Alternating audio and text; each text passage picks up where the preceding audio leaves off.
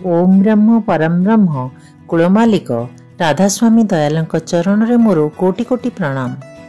श्री श्री लक्ष्मी माँ श्री श्री बरदादा आजिर आचार्य चरण में मोर कोटि कोटि प्रणाम।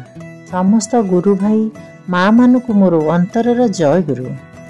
श्री श्री ठाकुर 57तम महाप्रयाण तिथि रे आज मु ठाकुरंकर विषय किछि कहिबी।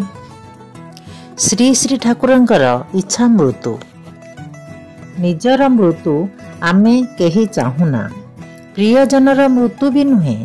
समस्ते जे दिने ए दुनियारू चली जावाको बाध्य हेबु ए कथा भाविबाको भी इच्छा करुना, भल लागेना। एई निर्मम सत्य को आमे एड़े जिबाको चेष्टा करू। सुधु मनर कोणरे शंका जागी थाए। केतेबेले अतर्कित सेई भयंकर सत्य आसी चोट देव किए जाने। किंतु मृत्यु जहार इच्छाधीन, स्वेच्छारे देह त्याग न करिले जहार मृत्यु घटिबार संभावना नहीं, एमिति नियतिजयी पुरुष श्री श्री ठाकुर अनुकूल चंद्रंकर जीवन रे चरम विपर्जय घटिबार आशंका नथिला। वार्धक्य जोगु असुस्थता लागी ही रही थाए, चिकित्सा मध्य ताल दे चली थाए। श्री श्री ठाकुर थरे कहिथिले, जीवनर शेष समय आसीगले आकाशरे अरुंधती तारा आउ आखि को देखा जाए नहीं।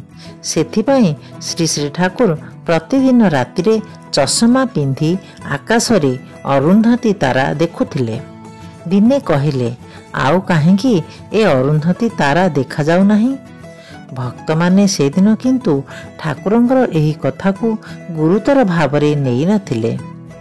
आउ दिने हठात पचारिले, मोर 80 वर्ष पूरिबाकू आउ केते डेरी अछि। बारंबार एई गोटे कथा जानिबार पुनरावृत्ति घटिछि। शेषरे सेही दिन आसिला श्री श्री ठाकुरंकर 80 वर्ष पूर्ण होईगला। लोकमानक संग आउ भल लागेना। जेउ मनीष लोक समागम देखिले खुशी रे माती उठुथिले, से आउ लोक संग सह्य करि पारिले नाही।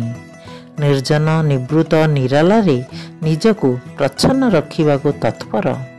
ए कि विचित्र परिवर्तन। एबे मझिरे मझिरे ठाकुर तांको बापा और माँ को कथा जिज्ञासा करती। से माने दीर्घ दिन पूर्वे देह त्याग करिसंती। से कथा उत्थापन करी झर झर कांदी पकांती। कोठी अछ माँ, कोठी अछ बाबा कही खाली कांदंती आउ कांदंती। समय क्रमे शरीर तांकर सुस्थ हेबाकू लागिला। किछि शक्ति फेरी पाइले। सहर छाड़ी अनेक दूर रे तिरिगिया पहाड़ धार खोला प्रांतर को नियमित भावी मोटर जोगे बुलिबाकू जाआंती। श्री श्री बड़दा तांको निजे गाड़ी चले नहीं जाती। से दिन मध्य जाइथिले। उत्फुल्ल हस, खूब खुशी भाव, शरीर अपेक्षाकृत भल। कौनसी किछिरे बुझिबार नाही जे एई तांकर शेष बुलिबाकू जिबा। उत्तरायण समागत महाप्रयाण एई तो पुण्य लग्न। आज शुक्ला नवमी तिथि। तेबे आउ डेरी काहेकि? ब्राह्म मुहूर्तटी को बाछि नेले दयाल शेष विदाय पाई। जेतेबेले जणागला तांको देहरे प्राण नाही, सेतेबेले रात्रि शेष 4:55 जानुआरी मास 27 तारिख। ताला नवमी तिथि रे आविर्भाव, शुक्ला नवमी तिथि रे तिरोधान। एक तिथि डोरे बंधा रहिला जीवन आउ मरण। पंचभूतरे गढ़ा शरीर मिशीगला पंचभूतरे रहीगला, किंतु अमृत कथा तांकर सबुरी अंतरे। वज्रकंठरे कहीदे गले, मु जेउ आदर्श तुमर सम्मुखरे स्थापन करिछि, मु जेउ आदर्शर कथा तुम मानक पाखरे कहिछि, सेथिरे निष्ठा अनुराग रख, अनुसरण कर। तुमको केही ध्वंस करि पारिबे नहीं, केही साबाड़ करि पारिबे नहीं दुनिया रे। आउ प्रत्येकटी व्यष्टि एई आदर्शर अभ्यस्ततारे स्वतः होई उठिले ପ୍ରୀତି ଉଦ୍ଦୀପନା ଏମିତି ଯୁଗ ଆବାହନ କରି ଆଣିବ ଯେଉଁଦିନ ଶାସକର ପ୍ରୟୋଜନ ବି ହୋଇପାରେ। ଜୟ ଗୁରୁ।